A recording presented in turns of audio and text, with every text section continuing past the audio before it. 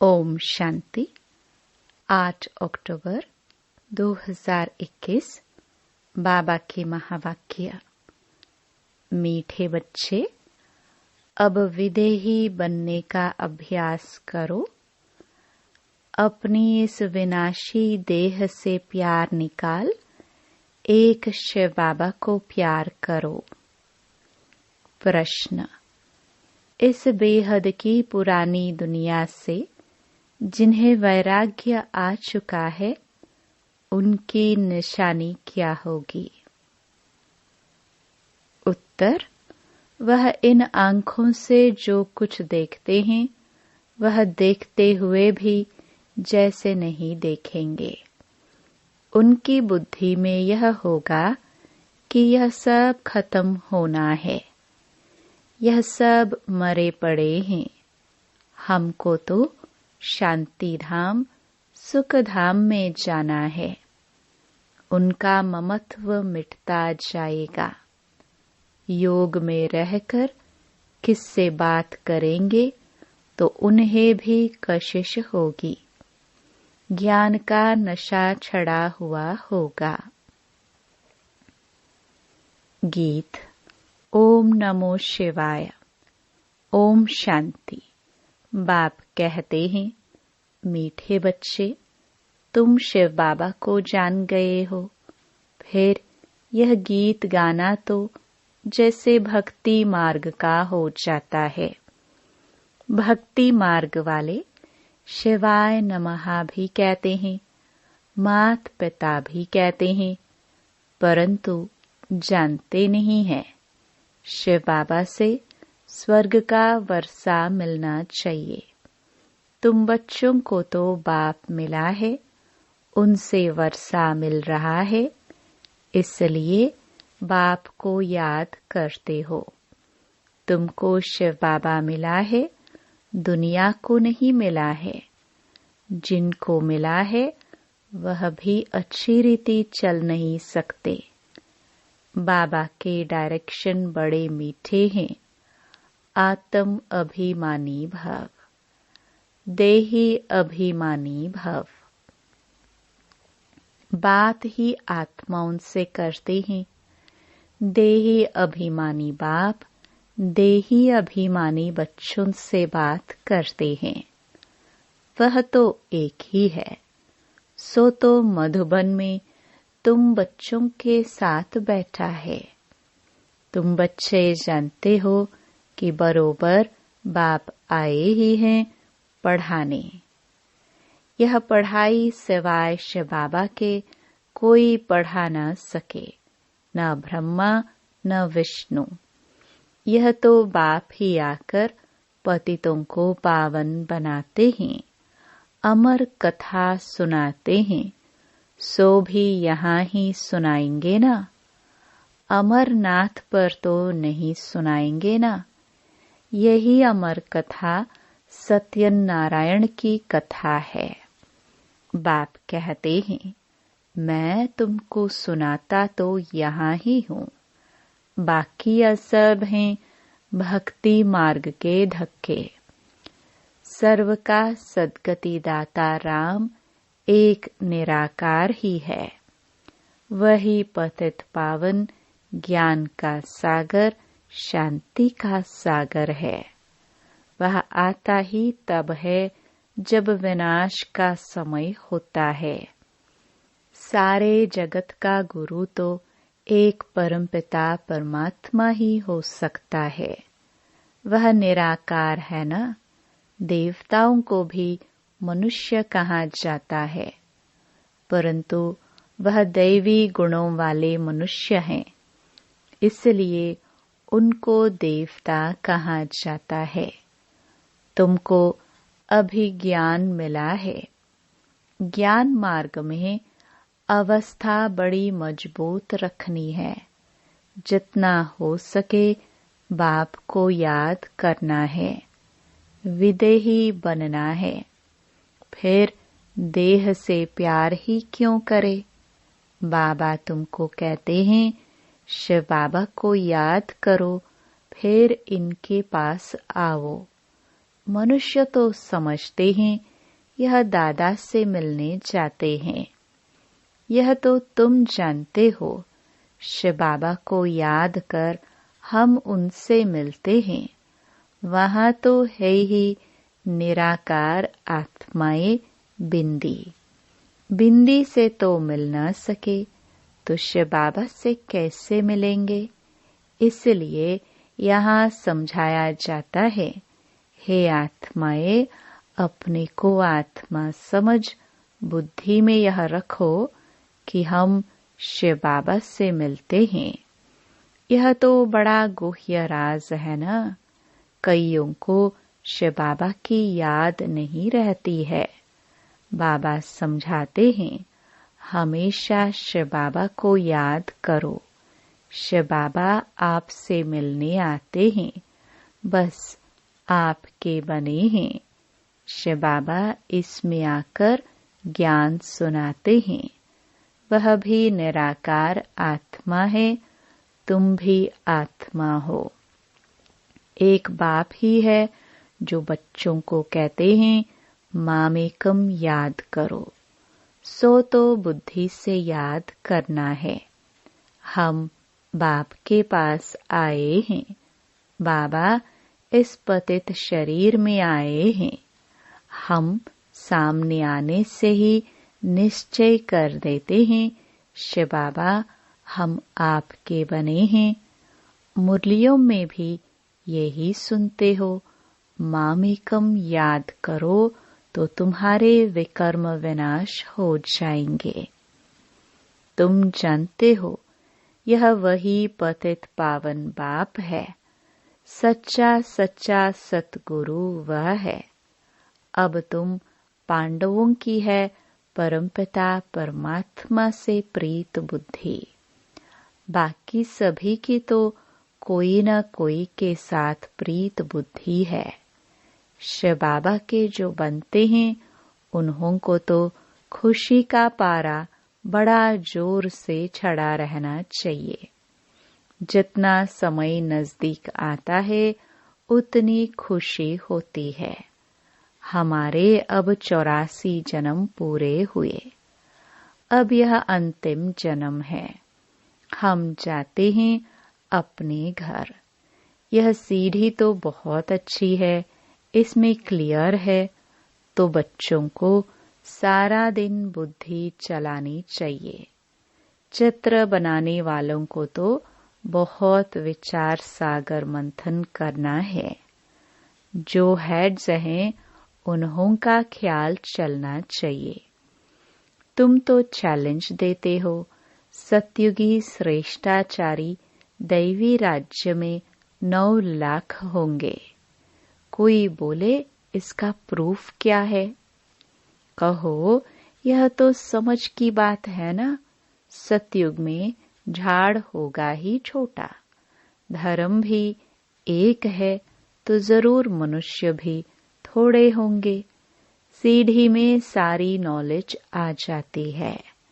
जैसे यह कुंभकर्ण वाला चित्र है तो यह ऐसा बनाना चाहिए। बीके ज्ञानामृत पिलाती है।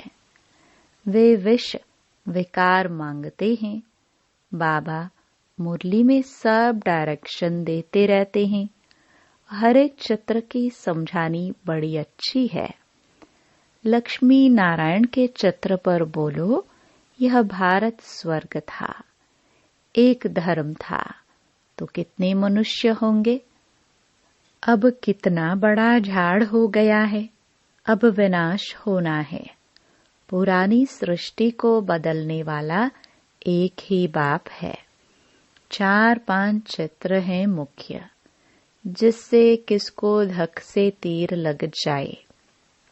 ड्रामानुसार दिन प्रतिदिन ज्ञान की पॉइंट्स गुह्य होती जाती हैं, तो चित्रों में भी चेंज होंगी। बच्चों की बुद्धि में भी चेंज होती है। आगे यह थोड़े ही समझते थे कि शिव बाबा बिंदी है। ऐसे थोड़े ही कहेंगे कि पहले ऐसा क्यों नहीं बताया। बाप कहते हैं सब बातें पहले ही थोड़े समझाई जाती है। बाप ज्ञान का सागर है तो ज्ञान देते ही रहेंगे, करेक्शन होती रहेगी।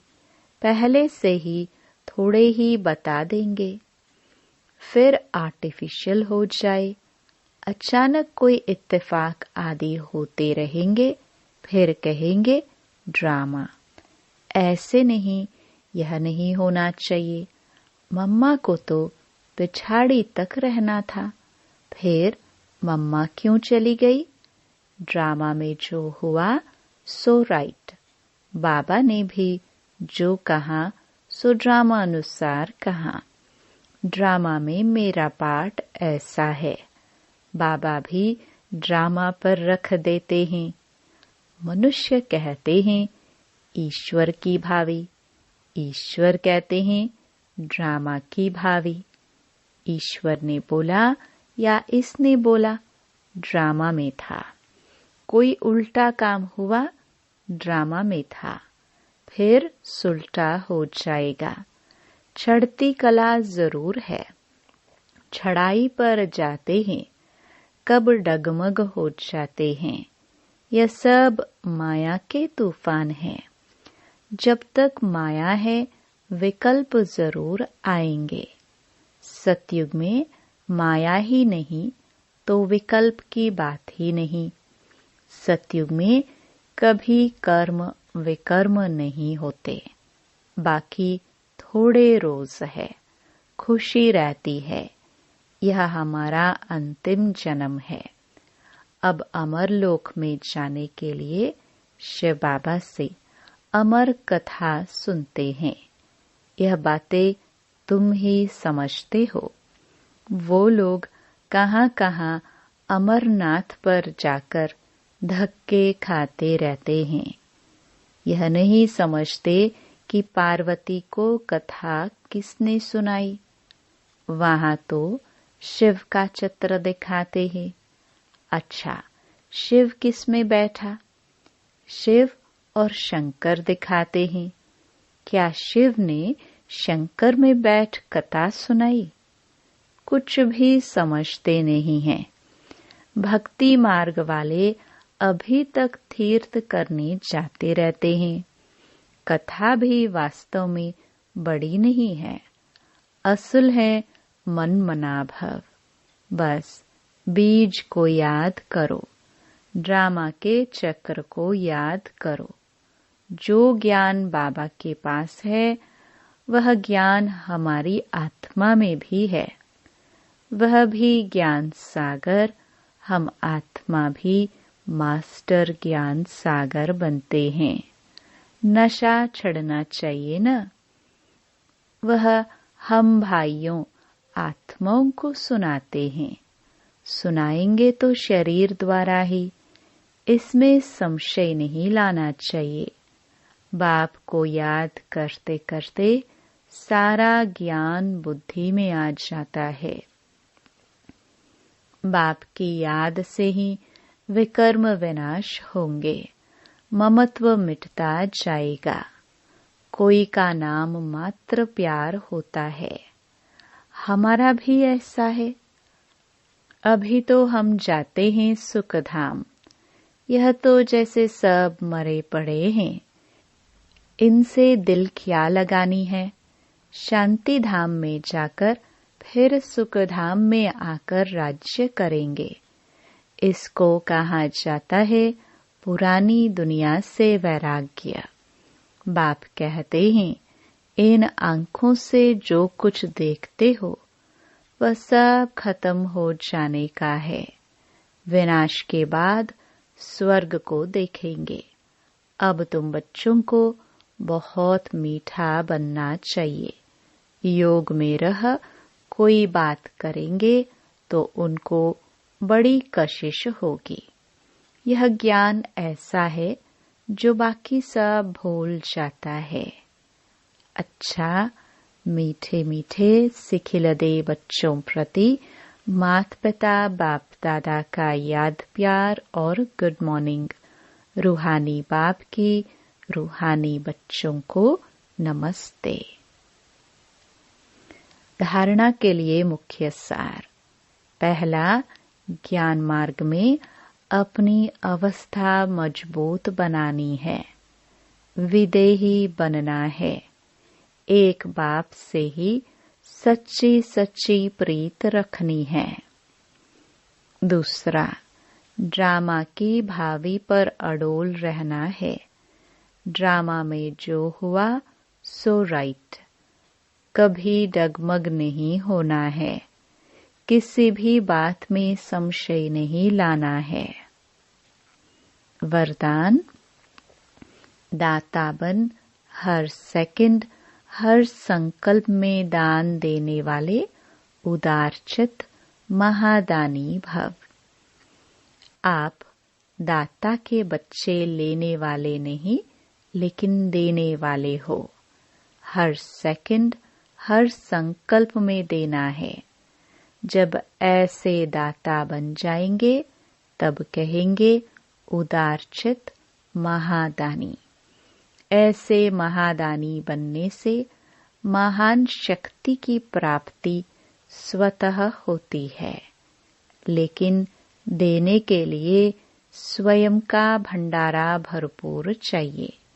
जो लेना था वह सब कुछ ले लिया, बाकी रह गया देना।